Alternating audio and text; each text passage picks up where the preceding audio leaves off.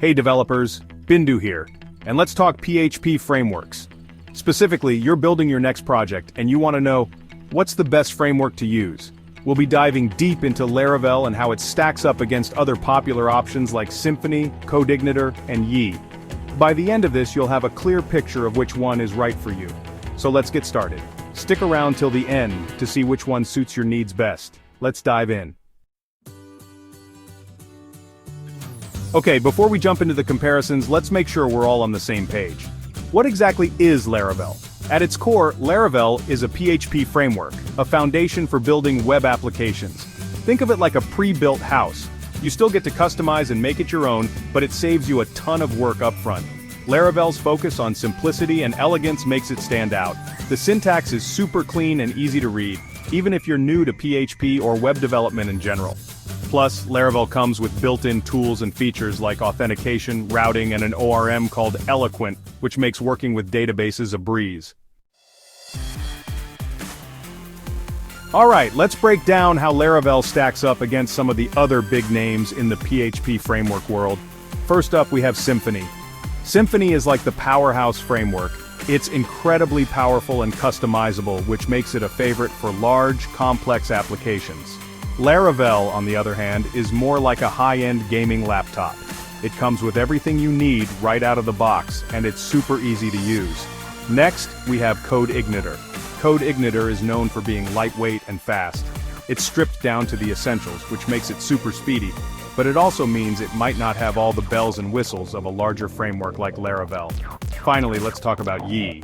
Yi is another popular framework known for its performance. However, similar to Symfony, Yi can have a steeper learning curve compared to Laravel.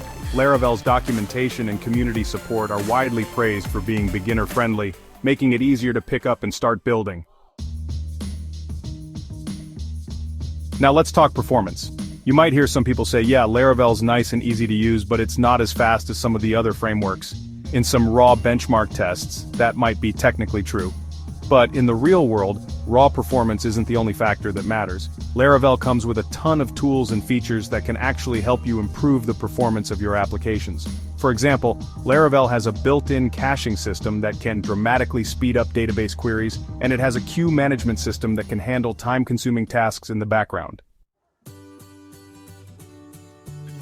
Let's talk about another area where Laravel really shines: community and ecosystem. One of the things that makes Laravel so great is its incredibly active and supportive community.